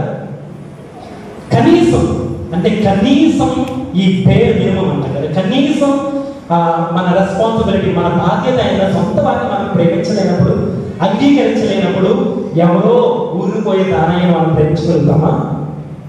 ప్రేమించలేము. అది సరిసమానం అవ్వదు, కలదు, మ్యాచ్ అవ్వదు. అంటే పొరుగు వారిని ప్రేమించడానికి ముందే మనం చేయాల్సిన ఏమిటి? దేవుడు మనకిచ్చిన సొంత ప్రజలను ప్రేమించగలగాలి, అంగీకరించగలగాలి, తప్పు చేస్తే మన్నించగలగాలి. ఫస్ట్ ఇది చేసి తర్వాత నెక్స్ట్ స్టెప్, తర్వాత వేరే పెట్టు ఎక్కడానికి ప్రయత్నిద్దాం.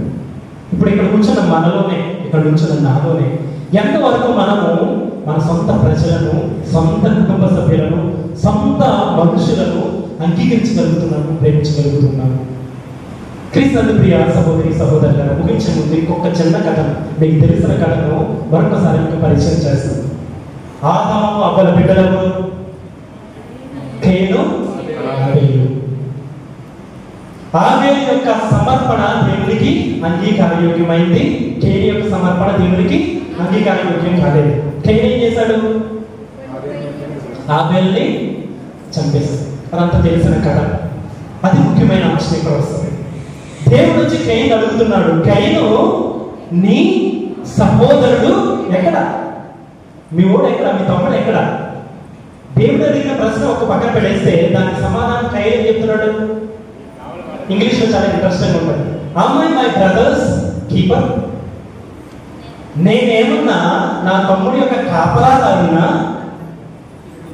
నేనేమన్నా వాడు వాచ్మ్యాన్నా? క్రీస్తు ప్రియ సహోదరి సహోదరులారా, ఆ యొక్క సందర్భంలో దేవుడు యొక్క ఈ కయీను అడిగిన ప్రశ్నకి ఎటువంటి సమాధానం ఇవ్వట్లేదు. చూడం, ఇదిగో ఈ మంచి సమరయుని కథ ద్వారా యేసుక్రీస్తు అనాది కాలంలో, ఆది కాలంలో అడిగి ఈ ప్రశ్నకు సమాధానం ఇస్తూ ఉన్నాడు. కయీను అడిగిన ప్రశ్న, నా బ్రదర్కి నేనేమన్నా వాచ్మెన్నా? నా తమ్ముడికి నేనేమన్నా కాపలాదారున్నా? నిజానికి ఆ ప్రశ్నకు సమాధానం ఏంటో తెలుసా? అవును, మనందరం కూడా మనకి ఇవ్వబడిన మనుషులకి కాపలాదారులమే. మనందరం కూడా మన కడుపున బిడ్డలకు, పుట్టిన బిడ్డలకు కాపలాదారులమే. మనందరం కూడా మనతో పాటు మన తల్లి కడుపు నుంచి పుట్టిన బిడ్డలకు కాపలాదారులమే. మనందరం కూడా కట్టుకున్న భార్యకు కాపలాదారులమే, కట్టుకున్న భర్తకు కాపలాదారులమే.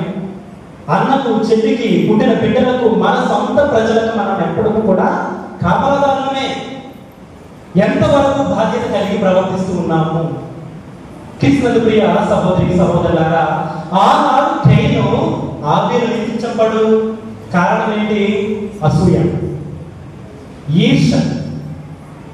ఈనాడు కూడా మనం అదే తోవలో పయనిస్తున్నాం. కొన్నిసార్లు తెలుసో తెలియకో. ఆనాడు ఆ యొక్క విభేదాలకు, ఆ యొక్క కోపాలకు ఈర్ష కారణమైతే, ఈనాడు కుటుంబ సభ్యుల మధ్య, తోడ పుట్టిన వాళ్ళ మధ్య, మన కడుపును పుట్టిన వాళ్ళ మధ్య, కట్టుకున్న వాళ్ళ మధ్య ఆ దూరాలకు, వీటికి కారణాలు కోపాలు. సొంత వాళ్ళు తప్పు చేస్తే క్షమించలేదు. ఎవడో ఊరిపోయే దానే తప్పు చేస్తే క్షమిస్తుంది. మన కడుపును పుట్టిన బిడ్డలు తప్పు చేస్తే క్షమించలేదు. మన తోడ పుట్టిన వాళ్ళు తప్పు చేస్తే క్షమించలేదు. సంవత్సరం మాట్లాడకుండా దూరంగానే బ్రతికేస్తాం. మనకేం అనిపించదు. ఇంగ్లీష్ అంటాం, ఇట్ డజంట్ పించ్. ఏం అనిపించదు, నొప్పు కలిగించదు మనకి. ఏమన్నా అంటే మీకేం తెలుసు వాళ్ళు ఆ చేసిన తప్పు, మీకేం తెలుసు వాళ్ళు ఆ చెప్పిన మాటలు, వాళ్ళ అన్న మాటలు. రెండు సొంత కుటుంబంలో గొడవలైనప్పుడు, కలహాలైనప్పుడు, ఏదన్నా మాట అనుకున్నప్పుడు సమాజంగా ప్రతి ఒక్కరి కుటుంబంలో జరిగే అంశాలు. కానీ ఎంతవరకు సొంత వారిని మనం క్షమించగలుగుతున్నాం? క్రీస్తు ప్రియ సహోదరి సహోదరులు, ఎంతవరకు సొంత వారిని మనం మన్నించగలుగుతూ ఉన్నాం, అంగీకరించగలుగుతూ ఉన్నాం? మళ్ళా నేను చెప్పిన సామెతకి వెళ్తాం, ఇల్లు చక్కబెట్టుకొని ఊరు చక్కబెట్టాలి. క్రైస్తవులుగా మనం ఎప్పుడు అనుకుంటాం కదా, మనకున్న బాధ్యత అందరినీ ప్రేమించాలి, సోదరుని ప్రేమించాలి, నా ఇరుగు పొరుగు వారిని ప్రేమించాలి. ఎప్పుడు ఆ ప్రేమను మొదట మన సొంత వాళ్ళకి ఇవ్వగలిగితే తర్వాత ఇరుగు పొరుగు వారికి ఇవ్వగలుగుతాం. అప్పుడే మన కుటుంబం పెద్దగా అవుతుంది, అప్పుడే మన సంఘం పెద్దగా అవుతుంది. ఒక నిమిషం నన్ను మూసుకుందాం ప్రతి ఒక్కరు కూడా. మనకు తెలుసో తెలియకో, అనుకోకుండానో ప్రతి ఒక్క కుటుంబంలో ఇటువంటి సమస్యలు ఖచ్చితంగా ఉండే ఉంటాయి. చిన్న తప్పుదాల వల్ల కానీ, గొడవల వల్ల కానీ, ఘర్షణ వల్ల కానీ, పొరపాట్ల వల్ల కానీ, ఇతరుల యొక్క బలహీనతల వల్ల కానీ మన సొంత వాళ్ళకు మనం దూరంగా ఉన్నామని ఒక్కసారి ఆలోచించుకుందాం. మన తోడుకున్న వారికి మనం దూరంగా ఉన్నామా అని ఒక్కసారి ఆలోచించుకుందాం. సొంత తల్లిదండ్రులను దూరం పెట్టామా అని ఆలోచించుకుందాం. లేదా కడుపులో పెట్టిన బిడ్డలను దూరం పెట్టామా అని ఆలోచించుకుందాం. ఇక్కడున్న ఎవరి వ్యక్తిగత జీవితంలో, కుటుంబ జీవితంలో అనేటువంటి సమస్యలు ఉంటే వారిని మన్నించగలిగే శక్తిని మనకు దయచేయమని ప్రభువుని దివ్య పూజలు వేడుకుందాం. వారు చేసిన తప్పిదాన్ని, వారు అన్న మాటలను క్షమించగలిగే శక్తిని మనకు దయచేయమని మన ప్రభువును వేడుకుందాం. ఎందుకంటే ఎప్పుడు మనం మన సొంత వారిని క్షమించగలుగుతామో ఇతరులను కూడా క్షమించగలిగే శక్తి మనకు లభిస్తుంది. ఎప్పుడైతే మన సొంత వారిని మనం ప్రేమించగలుగుతామో ఇతరులను కూడా ప్రేమించగలిగే శక్తి మనకు లభిస్తుంది. ఎప్పుడైతే మన సొంత వారిని మనం వాళ్ళ బలహీనతల ద్వారా అంగీకరించగలుగుతామో అప్పుడు ఇరుగు పొరుగు వారికి అంగీకరించగలిగే శక్తి మనకు లభిస్తుంది. అప్పుడే మనందరం కూడా మన వ్యక్తిగత జీవితాల్లో ఒక మంచి సమరీయులుగా బ్రతికే అవకాశం మనకు లభిస్తుంది. మన పక్క వారిని, సహోదరులను ప్రేమించే అవకాశం మనకు లభిస్తుంది. సహోదరులను ప్రేమించడం ద్వారా దేవుని ప్రేమించగలిగే ఆ యొక్క శక్తి మనకు లభిస్తుంది. క్రీస్తు ప్రియ సహోదరి సహోదరులారా, ఆ యొక్క శక్తిని, ఆ యొక్క విశ్వాసాన్ని, ఆ యొక్క సొంత బంధాలను, ఆ యొక్క ఇరుగు పొరుగు వారిని ప్రేమించే గుణాన్ని మనందరికీ దయచేయమని, వ్యక్తిగతంగా దయచేయమని, కుటుంబ పరంగా దయచేయమని, సంఘపరంగా దయచేయమని ఈనాటి దివ్య పూజలో అందరినీ కూడా భక్తి శక్తులతో ప్రార్థన చేద్దాం. పిత, పుత్ర, పవిత్ర నామమున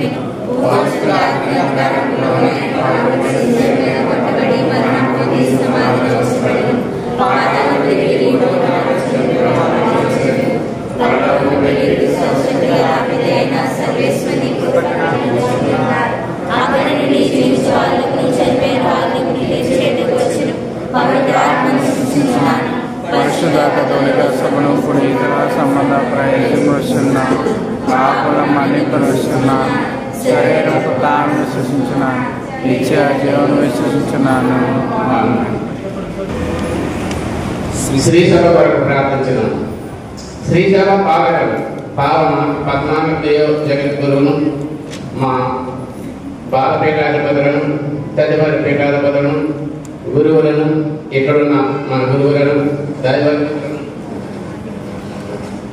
మఠవాసులను, ఉపదేశులను మీ కృపావరణంతో నింపి విశ్వాసులను ఈ ఆజ్ఞ విధులను, చట్టమును, మార్గములు చూపేవారు దీవించమని అందరూ ఓ ప్రభువా మా ప్రార్థన ఆలకించండి. మా భారతదేశంలోని నాయకులు, మా రాష్ట్రంలోని నాయకులు, మా ప్రాంతంలోని నాయకులు, క్రైస్తవులు రక్షణ దయచేయట్లు ఆశీర్వదించమని అందరూ ఓ ప్రభువా మా ప్రార్థన ఆలకించండి.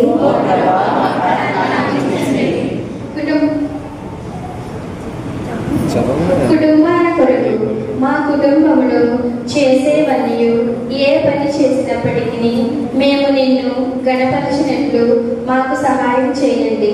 మేము క్రీస్తును కేవలము ఒక అతిథిగా కాక మా గృహమునకు యజమానునిగా మాకు సహాయపడండి. మా కుటుంబంలోని అందరూ క్రీస్తుని జీవితమును పోలికై ఉండినట్లు దీవించమని అందరూ ఓ ప్రభువా మా ప్రార్థన ఆలకించండి. వ్యాధిగ్రస్తుల కొరకు, అనారోగ్యంతో, అస్వస్థతతో, శారీరక మానసిక రుగ్మతలలో అలమటిస్తున్న వ్యాధిగ్రస్తులను కరుణించి మీ కృపతో వారి తప్పులను మన్నించి స్వస్థతను ఆయుర ఆరోగ్యములను దయచేసి సువార్త ప్రబోధకులుగా అభిషేకించి ఆశీర్వదించమని అందరూ ఓ ప్రభువా మా ప్రార్థన ఆలకించండి. దైవ పిలుపుల కొరకు పంట విస్తారము పనివారు తక్కువ కనుక నేటి యువతను మీకు సమర్పిస్తూ ప్రార్థించుచున్నాము. యువత హృదయంలో మీ వాక్కు విత్తనమును నాటండి. దేవునికి శ్రీ సభకు సేవ చేయాలనే తలంపు వారికి కలిగించండి. అనేకులు కూడా మీ దైవ పిలుపును అందుకొని మీ సేవకులుగా పనిచేసే భాగ్యం దయచేయమని అందరూ ఓ ప్రభువా మా ప్రార్థన ఆలకించండి. అందరి వ్యక్తిగత ప్రార్థనలను, కుటుంబ అవసరాలను, ఈ సంఘ అవసరాలను ప్రభువులకు పదాల చింత చేర్పించి ఒక నిమిషం పాటు మౌనంగా మనందరి విన్నపాలను ప్రభువుని విన్నవించుకుందాం. నీ కుమారుని రక్తం ద్వారా నీవు మమ్మల్ని నీతిమంతులుగా తీర్చినందుకు నీకు మా కృతజ్ఞతలు. మా విచారణ విశ్వాసం చేసిన మనవులను ప్రేమతో అంగీకరించి దీవించమని మా ప్రభువైన క్రీస్తు ద్వారా ఈ మనవి చేయించున్నాము.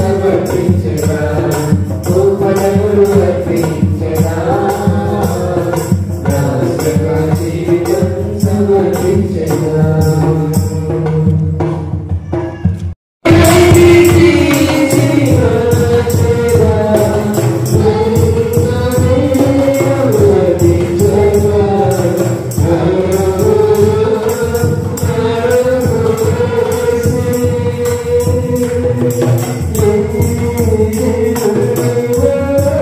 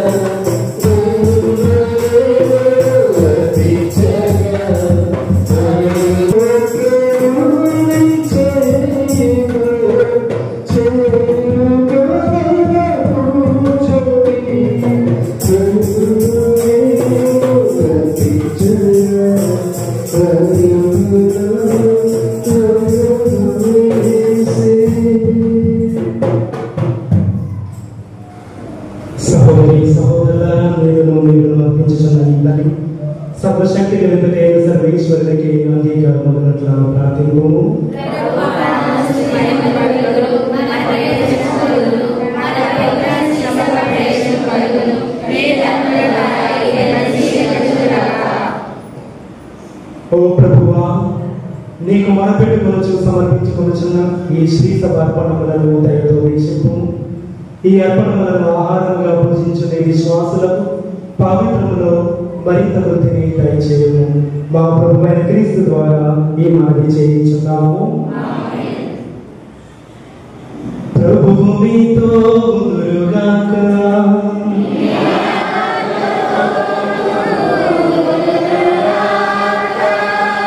మీ మనస్సులను ఉన్నతములకు త్రిప్పుము.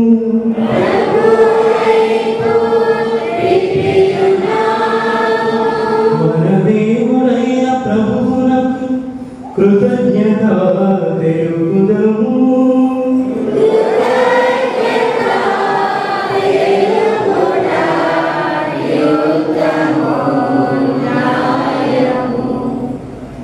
ప్రభువైన దేవ, పావన పిత, సర్వశక్తి గల నిత్య సర్వేశ్వర, మేము ఎల్లప్పుడూ ఈ చోటను నీకు కృతజ్ఞత వందనములు మా ప్రభువైన క్రీస్తు ద్వారా చెల్లించడం యుక్తము, న్యాయము, ధర్మము, రక్షణదాయకము.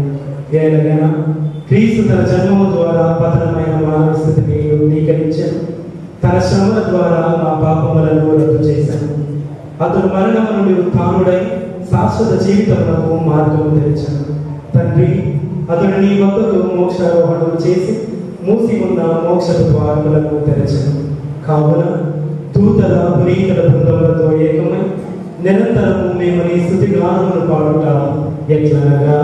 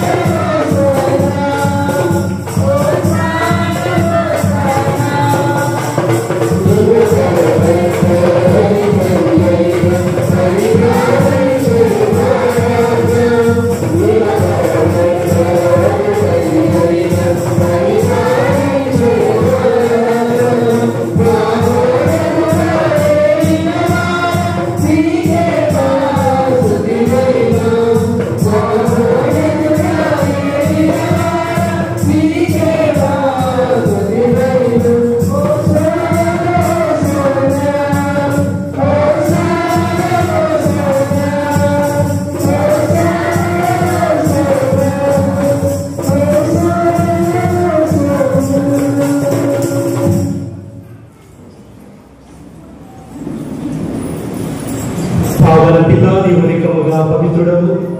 నీ సృష్టి అంతయు నిన్ను స్తుతించుట యుక్తము. ఏలైనా నీ కుమారుడును మా ప్రభువైన యేసుక్రీస్తు ద్వారా పవిత్రాత్మ ప్రభావము వలన సమస్తమునకు జీవము పోసి పవిత్రపరచుచున్నాము. ప్రపంచమాద్యంతము సూర్యోదయం నుండి సూర్యాస్తమయం వరకు నీ నామమునకు నిర్మలమైన బలిని అర్పించుటకే ప్రజలను నిరతము పిలుచుచున్నాము. కావున ఓ ప్రభువా, ఈ కాలువలను నీ సముఖమున తెచ్చి ఉన్నాను. పవిత్రాత్మ ద్వారా దీనిని పవిత్రపరచ బ్రతిమాలుకొనుచున్నాము. ఈ విధమున ఇది మా ప్రభు నీ కుమారుడైన శరీర రక్తములు అగునుగాక. అతని అతని ఆజ్ఞ ప్రకారమే ఈ కృతజ్ఞతార్చన నెరవేర్చుచున్నాము.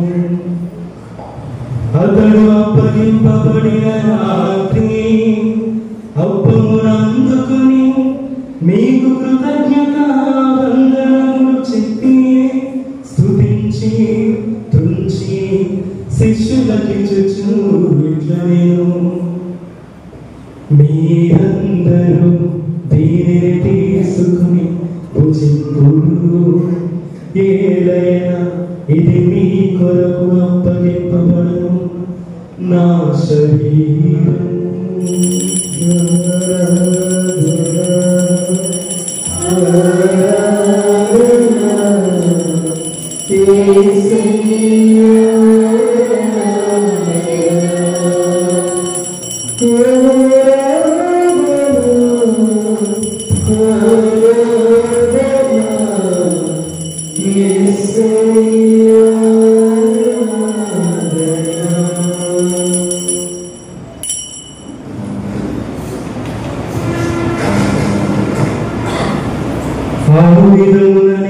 భోజనానంతరం పాత్రమునందుకు మీకు కృతజ్ఞతావందనములు చెప్పి స్తుతించి శిష్యులకిచ్చుచు ఇట్లనేను, మీరందరూ దీనిని తీసుకుని దీని నుండి వారము చేయుడు, ఏలైనా ఇది నూతన నిత్య నిబంధన యొక్క నా రక్తపు పాత్రం. ఇది మీ కొరకును అనేకుల కొరకును పాప పరిహారమునకై ధారపోయబడును. దీనిని నా జ్ఞాపకార్థం చేయుడు.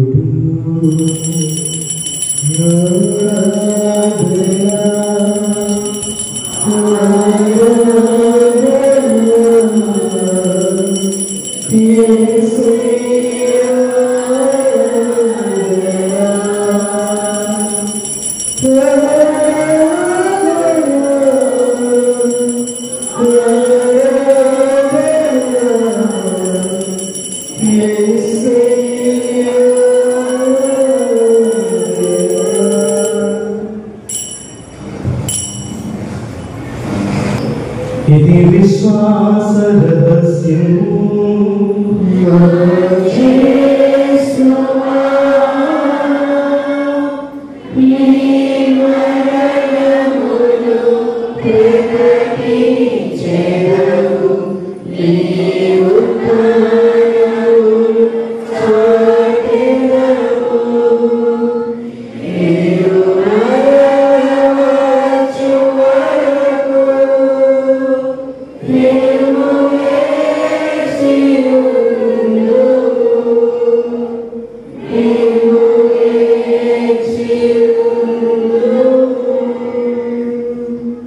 కనుక తండ్రి నీ కుమారుని రక్షణాత్మక శ్రమలను అద్భుతమైన ఉత్థానమును మోక్షారోహణను స్మరించుచు అతను మరలా విజయనని ఎదురుచూచు మేము ఈ పవిత్ర జీవన బలిని కృతజ్ఞతతో మీకు సమర్పించుచున్నాము. నీ పవిత్ర శ్రీసభ యొక్క కానుకను ప్రీతితో వీక్షింప ప్రతిమాలుచున్నాము. తన మరణం ద్వారా మమ్మల్ని నీతో సఖ్యపరచు నీ కుమారుని బలిని స్వీకరింపు. మేము అతని శరీర రక్తములతో పోషింపబడి పవిత్రాత్మతో నింపబడి అతని యందు ఏక శరీరము ఏక మనస్సు కలిగి పెరుగుగా దయచూపుము. ఈరోజు పూజలు పండించినటువంటి కుటుంబాలను ప్రత్యేకంగా దీవించి ఆస్వాదించున్నాను. అతను మమ్మల్ని నిత్యాత్మగా దీవించుగాక. మీ వెలుగున్న పుణ్యాత్మలతోనూ ముఖ్యంగా పవిత్ర గణేయుడు దేవమాత మరియమాతోనూ తండ్రిమైన అపోస్తులతోనూ విలప గారితోనూ వేద శాఖలతోనూ మరియమ్మ గారితోనూ సకల పునీతులతో పాటు మమ్మను మోక్ష వాక్యములకు వారసులను చేయి. ఏదైనా మీరు విజ్ఞాపన ప్రార్థనల నిరవధిక సహాయంపై మేము ఆధారపడి ఉన్నాము. ఓ ప్రభువా, మమ్మ నీతో సఖ్యపరచు ఈ బలి లోకమంతటికి శాంతిని శ్రేయస్సును ప్రసాదించినట్లు ప్రతిమాలుచున్నాము. ఈ లోకన యాత్ర చేయు నీ శ్రీసభను నీ సేవకులకు మా నియోజకవర్గ వర్యులను వారి పీఠాధిపతిని తదితర పీఠాధిపతులను గురువులందరినీ నీవు సంపాదించుకున్న ప్రజలందరినీ విశ్వాసం వదను ప్రేమ ఎందును దృఢపడదు. నీ చిత్త ప్రకారం నీ సమూహమున చేరుకున్న ఈ ప్రజల మనవలను ఆలకింపుడు. దయగల తండ్రి, నలుదశలో చదివి ఉన్న నీ బిడ్డలందరినీ కనికరించి నీతో ఐక్యపడుతున్నాను. చనిపోయిన మా సహోదరులను నీ ప్రేమకు ఈ లోకమున విడిన వారందరినీ దయతో నీ రాజ్యంలో చేర్చుకున్నాను. మేము అక్కడ చేరి నీ మహిమను వీక్షించు నిత్యానందమును పొందుదుముగా. మా ప్రభువైన క్రీస్తు ద్వారా ఈ మనవి చేయించున్నాం. అతని ద్వారా నీవు సకల మేలులను లోకమునకు దయచేయించున్నావు.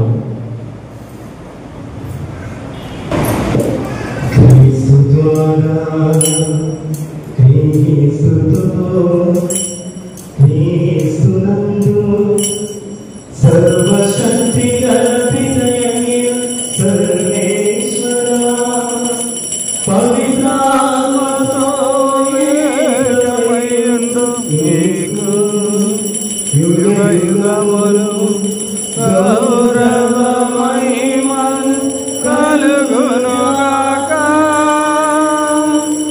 గౌరవ మహిమలు కలుగునుగాక.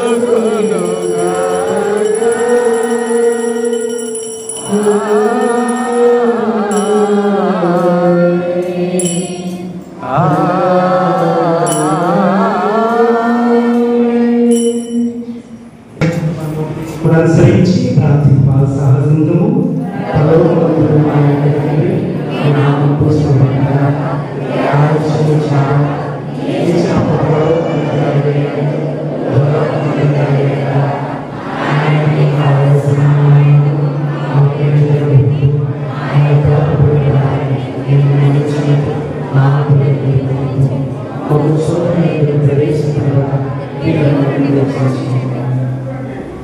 ప్రభువా, అన్ని కీడుల నుండి మమ్మల్ని రక్షింపుము.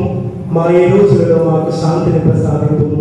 నీ దయానుగ్రహము వలన పాపము నుండి మాకు విముక్తులను చేసి అన్ని ఘనతల నుండి సర్వదా కాపాడము. మేము మోక్షానందమును మా రక్షకుడైన యేసుక్రీస్తు ఆగమమును నిరీక్షించుచుందుము.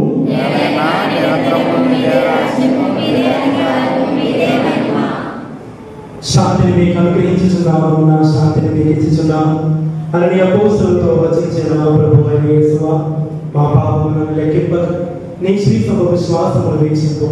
నీ చిత్త ప్రకారము నీ సభకు శాంతిని ఐక్యమును అనుగ్రహింపు. యుగ యుగములను జీవించుచు పరిపాలించు ప్రభువా. ప్రభుని శాంతి ఎల్లప్పుడూ మీ అందరితో ఉండునుగాక. ఒకరికొకరు ప్రభు సమాధానమును తెలుపుతారు.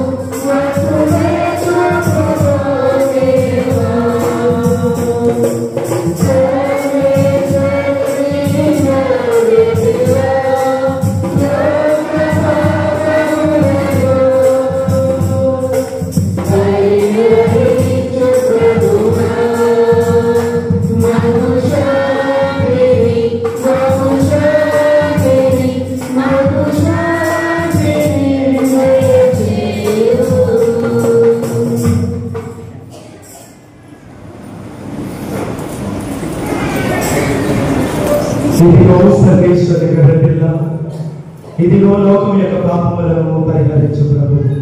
గొర్రెపిల్ల ఎత్తుకు పిలువబడిన మనము ధన్యులము.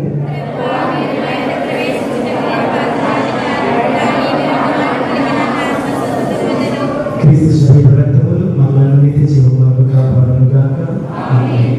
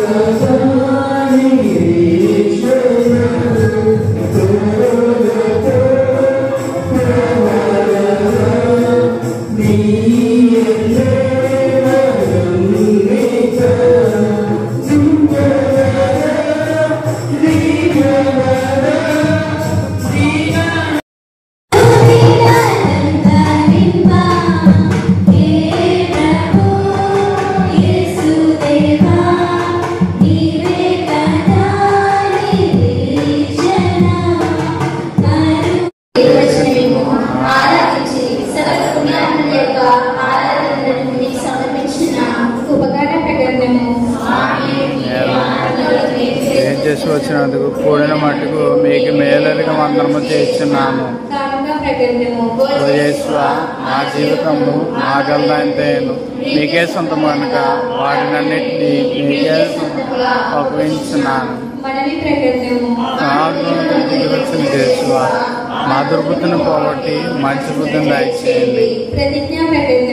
స్వామి మేము ఎల్లప్పుడూ ప్రేమించడానికి ఆశగా ఉన్నాము కాబట్టి మరణ పర్యంతరము మంచి రక్షణగా ఉండడు.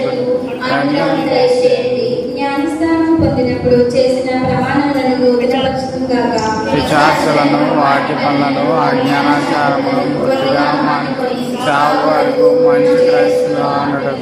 ఇక్కడ మాకు ప్రమాణం చేస్తున్నాము. పునీత యేసువారు చేసిన జపము. క్రీస్తుని ఆత్మమా అనుపరిశుద్ధపరచండి, క్రీస్తుని శరీరమా రక్షించండి, క్రీస్తుని రక్తమా క్షమించండి, క్రీస్తుని ప్రక్కలో నుండి కారిపడిన నీళ్ళ క్రీస్తు అనుభవించిన కష్టమా చేయండి. ఓ మంచి చేసువా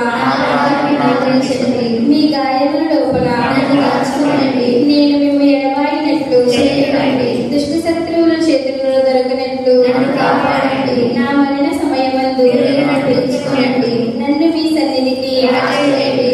అప్పుడు మీ పురుదుతో కూడా ముగింపు లేని కాలం నేను మీకు స్తుతించును గాక. కాపాడాలి దయచేయండి.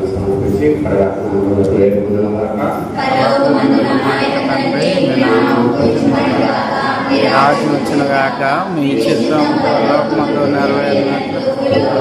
నెరవేరును గాక నానాటికి కావలసిన మాయను మాకు రెడ్డికి అనుకుంటూ వారిని మేము మనిషినట్లు మా అప్పులు నిర్మణించి అందులో ప్రవేశము కాకిలో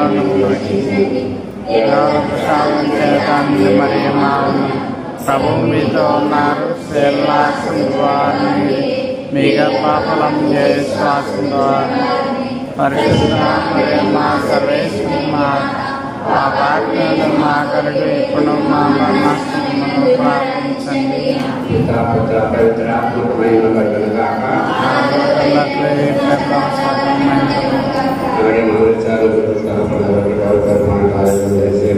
ఈరోజు పూజ సమర్పించినటువంటి ప్రకల్పాలు కూడా సంపూర్ణ ఆరోగ్యం దయచేయమని మా ధ్యానాన్ని పాలన సమర్పించి పరగడపనకు వేడుకొందుము గాక. మాకు మందన్న మాయిక కంటే ఈ నామం పుట్టుకొందగాక ఈ రాజ్యం వచ్చునుగాక మీ చిత్తం పరలోకమందు నెరవేరినట్లు భూలోకమందు నెరవేరునుగాక. నానాటికి కావలసిన మా అన్నము మాకు నెట్టుకోండి మా వారిని మేము మన్నించినట్లు మా అప్పుని మాకు స్వాతంత్ర ప్రవేశముగా విమర్శించండి. ప్రభు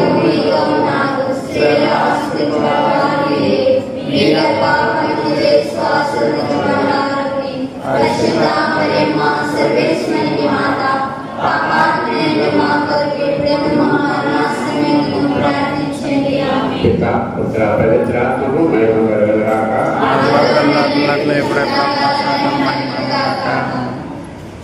ప్రసాద్ గారు చక్కగా మనకు వాక్యాన్ని అందించి మంచి పాఠం చేసినందుకు అందరూ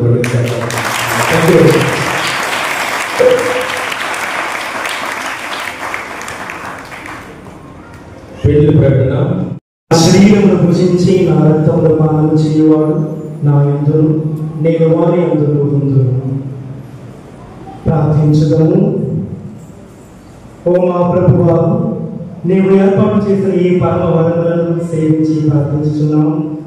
ఈ పరమ రహస్యములో పాల్గొనడం మా యందు దీని రక్షణదాయక ప్రభావము అధికమగునుగాక. మా ప్రభు అయిన క్రీస్తు ద్వారా ఈ మాట చేయించున్నాము. ప్రభువు మీతో ఉందురుగాక.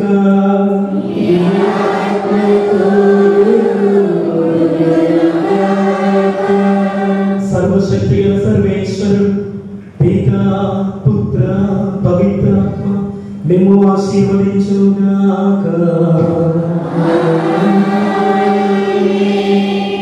దివ్య బలి పూజ సమాప్తమైనది. సమాధానంతో వెళ్ళి క్రీస్తు ప్రేమలో జీవించండి.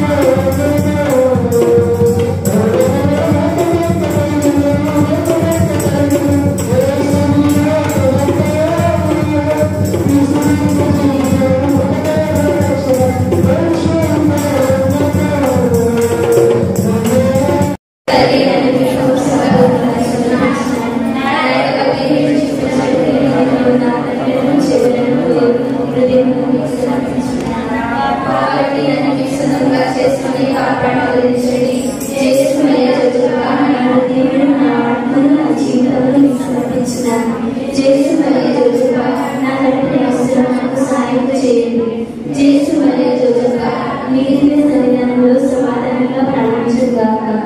దేవుడు పితా పుత్ర పవిత్రాత్మ నామమున ఆమేన్.